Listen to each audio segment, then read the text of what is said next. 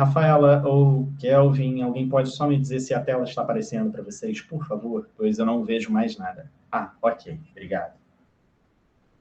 Bom, pessoal, vamos começar com minha audiodescrição.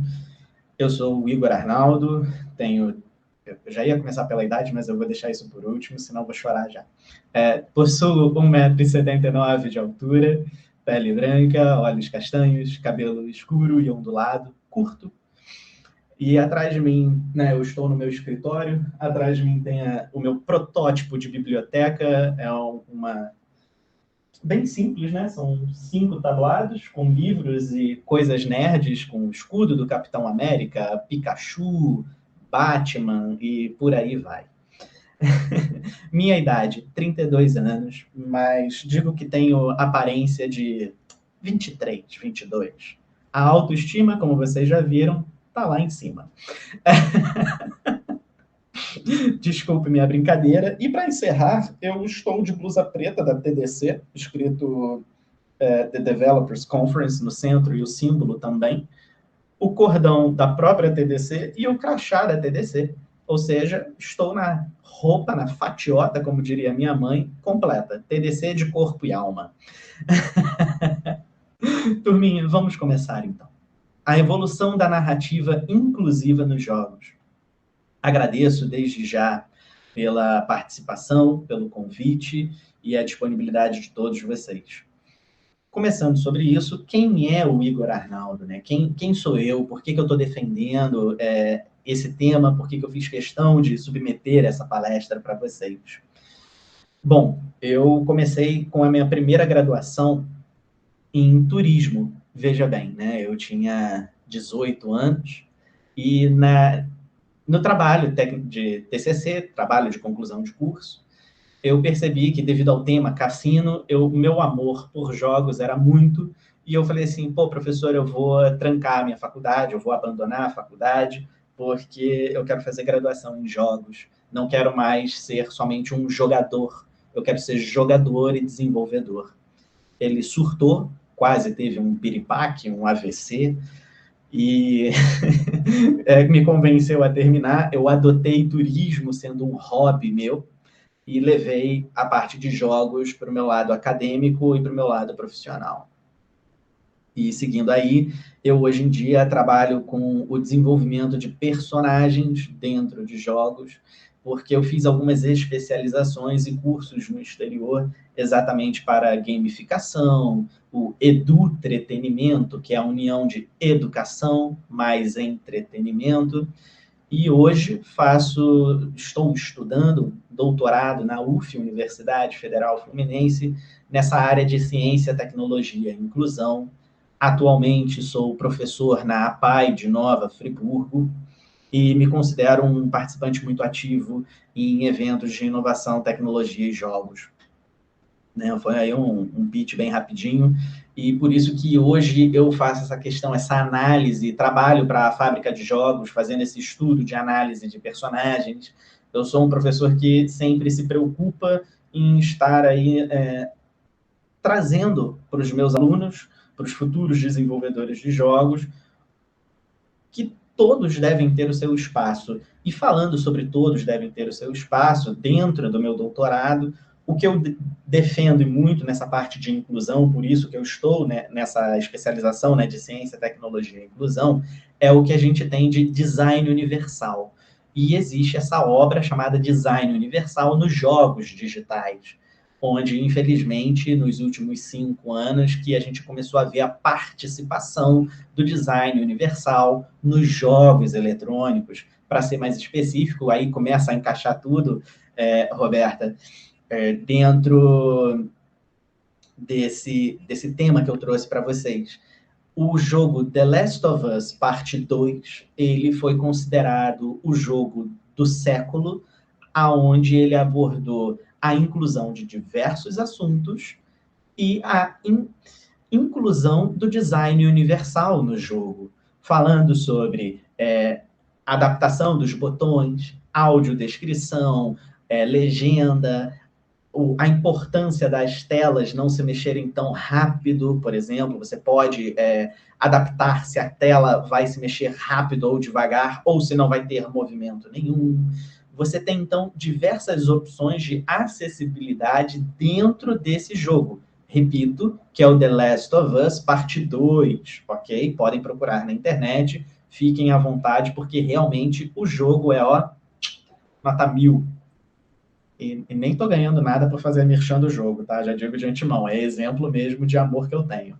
E falando sobre isso, vamos cair de vez nessa parte de contextualização histórica da representação da LGBTQ+, em videogames. Antigamente você não tinha tanto assim, até mesmo nos próprios animes, que são os desenhos japoneses, que às vezes eles preferiam fazer personagens muito mais com um tom feminino, ok? Perceba no que eu vou descrever agora, do que por um próprio personagem feminino. Aí a gente tem a participação de personagens com esse toque feminino, porém eles também não assumiam, não se descreviam e não assumiam ser ou não ser.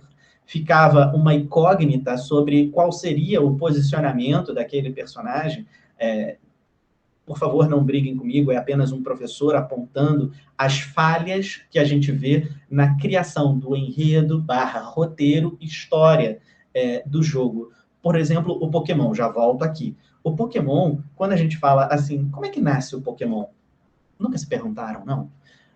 De onde é que o Pokémon surge? Só tem um Pikachu no mundo? Como é que o Pikachu se multiplica?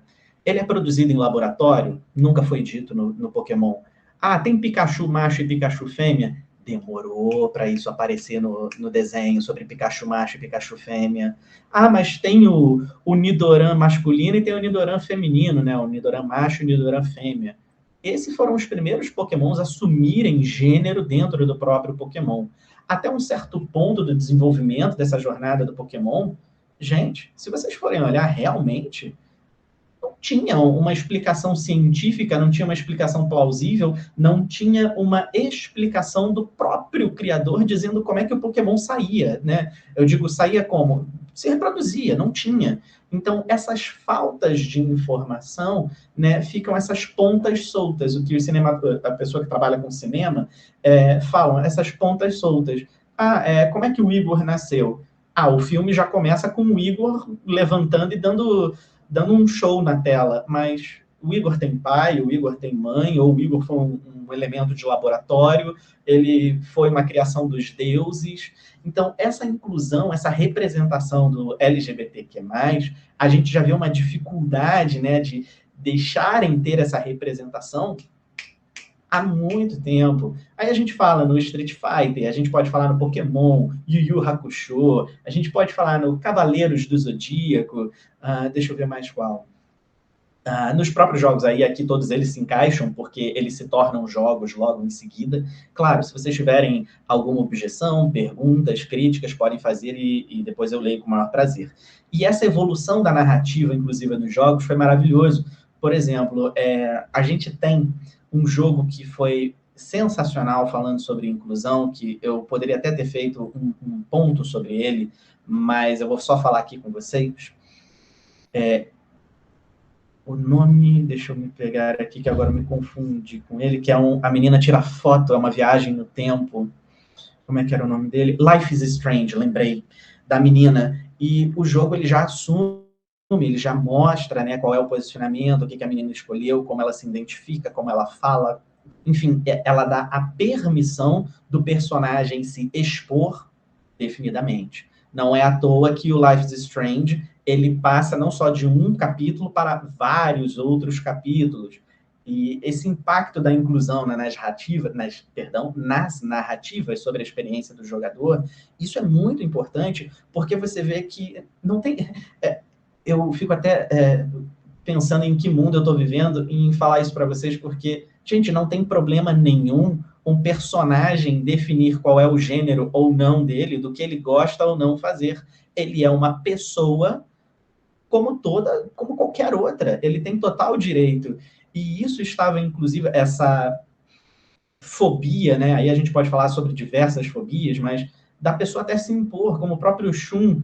Gente, o Shun Cavaleiros do Zodíaco, caso aqueles não saibam o nome do personagem. O Shun, ele é afeminado, ele fala fino, ele não fala, ele age de uma maneira, de outra. Gente, se ele for assim, o que tem? Em nenhum momento você vê o personagem tendo aquela liberdade de se assumir, de se posicionar, e graças ao bom alado dos jogos, não tem nenhuma referência à religião, é uma forma brincalhona de dizer sobre os jogos, os deuses dos jogos, que não existem, invenção minha. Eles começaram a ter essa permissão, pelo menos dos últimos 5 anos para cá, de que os personagens têm total direito de se expor.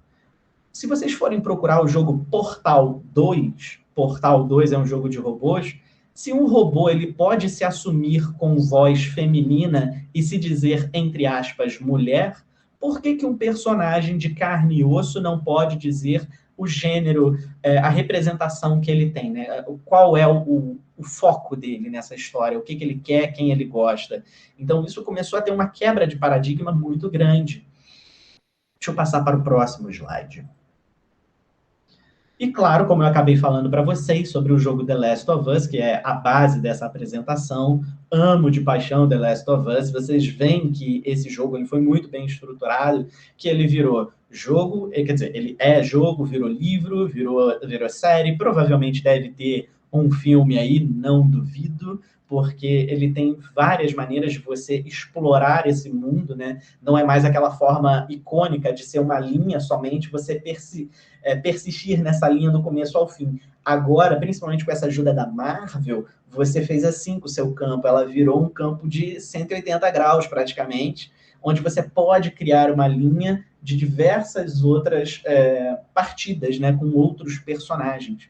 A síntese da história e personagens principais do jogo, o reconhecimento, a gente já falou, a síntese eu diria o seguinte: viva o suficiente para morrer como herói, ou viva o suficiente para se tornar o próximo vilão.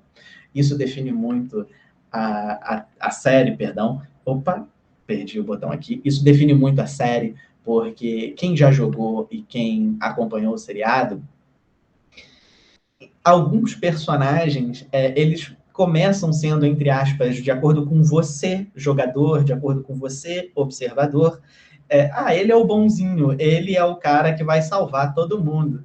O jogo vai passando, só que o que acontece? Devido aos acontecimentos pós-apocalípticos, desafios, as perdas, as dores, os personagens eles vão se amadurecendo, só que vão ficando amargurados em alguns pontos, e eles acabam mudando de opinião, mas não que eles estão mudando de opinião para se tornarem o mal, mas essa troca de opinião muito violenta, precisamos colocar muito entre aspas, acaba deixando como se esse personagem ele estivesse se tornando vilão, mas é essa troca, né, que a gente fala, viva o suficiente para morrer como herói, ou viva o suficiente para se tornar o próximo vilão. E esse enredo na narrativa desses jogos contemporâneos é muito importante, porque se vocês forem ver somente o seriado, ele traz um pedaço desse momento do The Last of Us Part 2, que é a abertura, onde eles mostram que tem personagens gays, tem personagem hétero, e não tem problema. Eu amo de paixão, de novo, esse jogo, o seriado, porque eles falam abertamente, eles mostram beijo, eles mostram carinho. Gente, beijo, carinho, abraço, é carinho. Todo mundo tem direito a carinho. Então, o jogo ele mostra isso de uma simplicidade, de uma forma tão simples, que fica lindo de se ver, porque é isso, é carinho, é amor. E por isso que ele vira, né, essa abordagem inclusiva sensacional. É maravilhoso de ver, porque eles mostram e você não tem o que criticar, você não tem o que falar, porque realmente isso acontece, é isso, sabe? E é maravilhoso de acontecer, porque você fica encantado com o que está vendo. Desculpe, eu às vezes até perco um pouco o momento, porque eu fico lembrando exatamente sobre isso, e o jogo ele ultrapassa, ele leva além esse momento, essa análise, porque ele mostra que não tem nada de errado, e isso já deveria ser mostrado nos jogos, nos animes, nas novelas, sem nenhum problema, que é o caso, por exemplo, que isso coincide muito com The Last of Us Part 2, que é o seriado que teve sobre o Senhor dos Anéis, por exemplo, onde aparece um elfo negro pela primeira vez. E isso deu um auê do caramba na internet, falando assim, não existem elfos negros. Aí se faz a pergunta, gente, elfo não existe. É um ser fictício. Então, sendo um ser fictício, por que não existir um elfo negro? Ah, porque a personagem da Pequena Sereia colocaram uma atriz negra. Gente, é um personagem fictício. O que tem você colocar um personagem? Pode acontecer sim de existir e deixa existir. Não tem problema nenhum, é um outro campo, não é o desenho, é o filme, é uma adaptação. Então, percebam que cada vez mais a gente está tendo a oportunidade de fazer essa abordagem inclusiva, não somente nos jogos, mas em todos os outros campos. E isso é muito importante, porque, se vocês verem, isso causa um impacto muito grande. E o jogo, por exemplo, ele causa um impacto muito grande no jogador, porque, ao mesmo tempo, isso é muito bonito de se falar, o jogo causa um impacto forte no jogador, porque ele está ali para mostrar também o seguinte, gente, isso é normal. Vamos fazer uma conscientização aí, vamos tirar essas visões errôneas que vocês têm sobre ele não ser hétero, por favor, vamos parar com isso. Agora até sou eu, mais Igor, falando do que qualquer outra coisa. E essa representação dos personagens LGBTQ+, eu sei que existem outros, eu só fiz uma abreviação aqui para poder explicar para vocês, senão eu teria que entrar em outros assuntos. Essas representações, isso é um momento muito interessante, né? Porque o papel dos desenvolvedores o desenvolvedor, você que é desenvolvedor, você está causando uma inclusão maravilhosa e uma promoção da diversidade, e essa promoção da diversidade faz com que você estude, veja que se há uma cultura específica, você começa a propor, então, um leque desse personagem, como é o caso do The Last of Us, onde você vê como é que é? Como é que é ser? O que ela passa? Você, então, para fazer também um personagem vazio, dizer que você fez por fazer, para dizer que tem, que isso também eu acho horrível, né? Aquelas pessoas que eu escuto demais, eu já fui até demitido de empresas por causa disso, de problemas que eu passei. Eu estou fazendo isso só para atender cota. Eu tenho um horror a essa expressão, estou fazendo isso só para atender cota.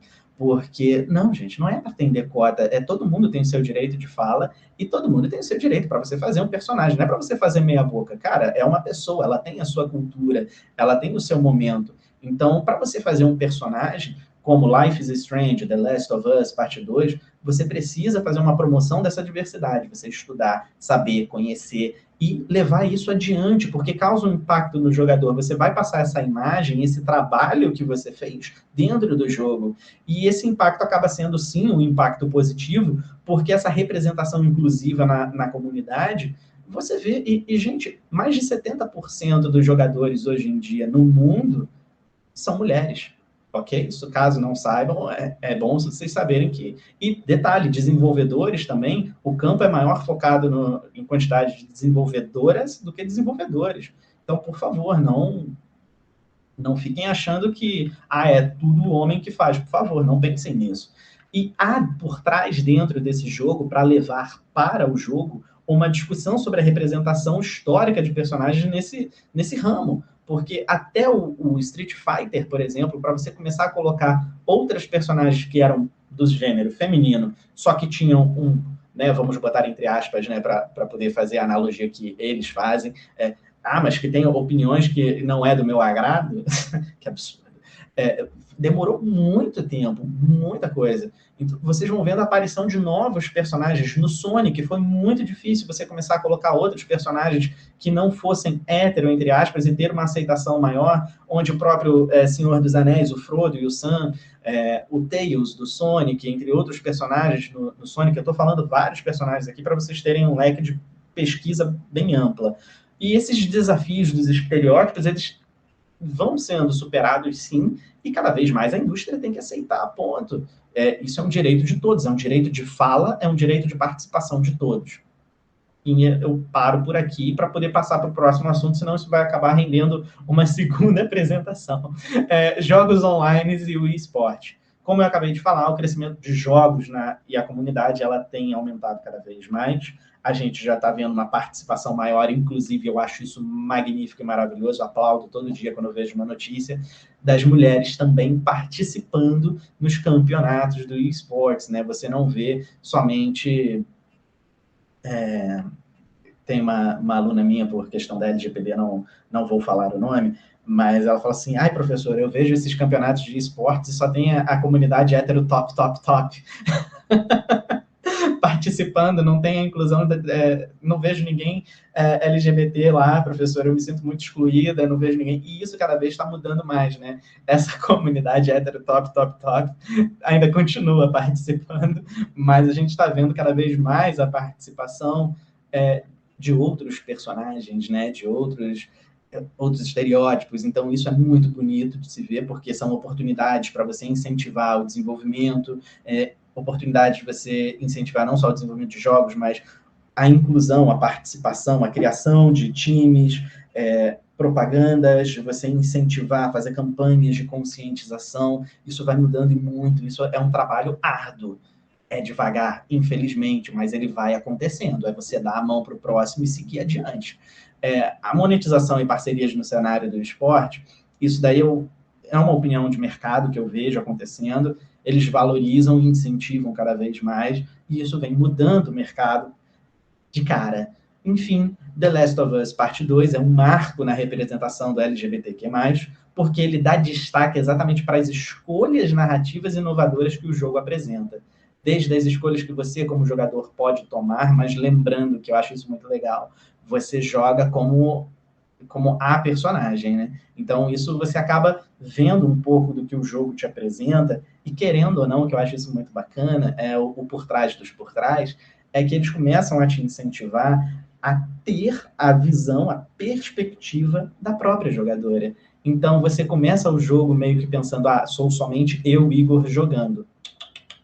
Pode até começar assim, mas dali a pouco, para talvez nos 30% de jogo, você já não é mais somente o Igor ponto jogador. Você já é o Igor jogador, conhecendo a história do personagem, começando a pensar igual ao personagem, e como você vai aderindo a esse posicionamento do personagem, acontece, entendeu? A campanha de conscientização, você começa a não ter nada contra, isso é um trabalho muito bonito, por isso que é um marco. Ele vai te mostrando desde formas muito abruptas, e até formas muito sutis, sobre a implementação dessa representação dentro do jogo. E você vai vendo, e depois você, talvez, né, isso eu já pergunto para alunos meus que são héteros top, top, top, que no começo eles falavam que até tinham um certo problema em lidar com algumas cenas. Alguns falam que pulavam a cena, eu achava isso um absurdo, ainda acho. Outros não, eles falaram assim, não, professor, no começo eu até tinha um pouco de repúdio, olha a palavra, mas conforme eu fui tendo essa experiência com o jogo, no final eu já não via mais como repúdio, até entendia, e a gente conversava sobre isso em sala de aula. Falo tudo no passado porque é uma turma do semestre passado 2, né, 2 semestres atrás. E essa recepção crítica, como estou falando aqui, popular da representação LGBTQ+. A gente vê também a representação disso, o impacto que isso causa, por exemplo, das pessoas podendo falar assim, poxa, que legal, poder ver um pouco de mim no personagem, me sentir representada, as pessoas vendo que elas estão ali, tipo, olha, é um pouco de mim também, porque isso é muito importante, de você ter esse reconhecimento, essa percepção. Então, as pessoas colocam muito isso, divulgam no Twitter, que agora não é mais Twitter, enfim. E esse reconhecimento da coragem dos desenvolvedores em não largar a ideia e continuar para cima e adiante, isso é sensacional. Tem que carregar no colo, sim, entendeu? É um marco gigante. E claro, estou chegando ao final, não se preocupem, aos desafios enfrentados nessa abordagem inclusiva. Vai ter reações críticas, as pessoas vão formar comunidades para tentar boicotar o seu projeto, falar mal do seu projeto, postar vídeos no YouTube, no Instagram, mas a gente tem lições aprendidas dentro desse jogo que são para futuros desenvolvimentos mais inclusivos, como o design universal dentro do jogo, né? A representação inclusiva, porque quando a gente fala de uma abordagem inclusiva, pessoal, isso eu falo dizendo devido ao meu doutorado e por trabalhar como professor na APAE, quando a gente fala de uma representação inclusiva, não é apenas da pessoa expressar o seu posicionamento, sendo hétero ou não, mas inclusiva, de colocar representando alguém que tenha baixa visão, de colocar alguém que seja daltônico, E isso aí você começa a colocar no design universal para que, além de criar personagens que entrem nesses campos, nessas situações que eu acabei de abordar, de você preparar o seu jogo com design universal para receber esse tipo de jogador também. Porque eu falei o tipo de jogador, eu peço até desculpas pela palavra tipo, porque todos os jogadores são jogadores como um todo, são iguais para todos. A gente utilizou a palavra tipo no seguinte intuito de você preparar o seu jogo para receber qualquer jogador, ponto. E ter a ferramenta certa para o jogador certo. Se ele precisa de audiodescrição, que o seu jogo tenha a ferramenta audiodescrição. Se ele precisa de legenda, que tenha legenda. Ele é daltônico tipo 1, então que tenha a ferramenta para alterar as cores para daltônico. E por aí vai. Então, a inclusão não se resume somente ao que eu estou mais acostumado a lidar com os pais, falando que é assim, inclusão, síndrome de Down. Não se resume a isso. Não é somente a esse ponto, é um campo muito maior. Enfim, e a importância dessa resistência dos estereótipos e esses héteros tops, que eu chamo de clichês, cada vez vai reduzir mais, porque a gente está vendo a inclusão cada vez aparecendo de uma forma maior, dentro dos cinemas, dentro dos seriados, e Netflix, e jogos, e por aí vai, como o próprio Homem-Aranha, Miles Morales, que está ganhando um espaço no mercado maravilhoso, e eu acho isso sensacional. Eu deixei esses 5 minutos finais para atender a perguntas, né, sugestões, conversar também com os moderadores na sala. Chegamos às conclusões e perspectivas futuras. Lembrando, tudo que vocês ouviram, viram e estão lendo, né, aos que podem, claro, obviamente, eu estou lendo tudo que posso. Não é livro, ok? Isso são opiniões da minha pessoa, devido à minha experiência no campo, no mercado de trabalho, como professor, como pessoa, né? Então, são 3 Igor diferentes atuando em um único PowerPoint. Aquele que é o professor, o Igor desenvolvedor e jogador, e o próprio Igor da vida. Primeiro, sumário. A primeira opção, sumário das principais conclusões da análise, é um trabalho árduo, essa parte de inclusão e desenvolvimento para a inclusão de todos, mas a gente tem que continuar a persistir. Eu sou um desses que estou aí para isso. Quando os meus alunos me pedem ajuda para fazer esse tipo de inclusão nos jogos, eu ajudo. Tem empresas que já me solicitaram a minha ajuda e, por causa do tamanho da empresa, eu nem cobrei nada, eu fiz um trabalho voluntário, porque me encantei por isso. Enfim, essa importância, que é o item 2, a importância contínua da narrativa inclusiva na indústria dos jogos, ela não pode parar, tem que cada vez mais ter um espaço maior, e não tem problema nenhum se você quiser criar um personagem feminino, enfim, você quiser se representar no jogo, não tem problema nenhum. Eu peço para que você tome como partida, por exemplo, Life is Strange e The Last of Us, para vocês verem como isso foi bem tratado, como isso foi bem feito. E terceiro e último ponto, a importância de uma indústria de jogos mais inclusiva. É o que a gente hoje em dia não tem tão forte assim, que eu volto a dizer que somente nos últimos 5 anos, pelo menos, a gente vem tendo essa abordagem maior e melhor. Espero que vocês tenham gostado. Eu sou o professor Igor Arnaldo. Encerro por aqui a apresentação. Partimos para os comentários e dúvidas e sugestões. Obrigado.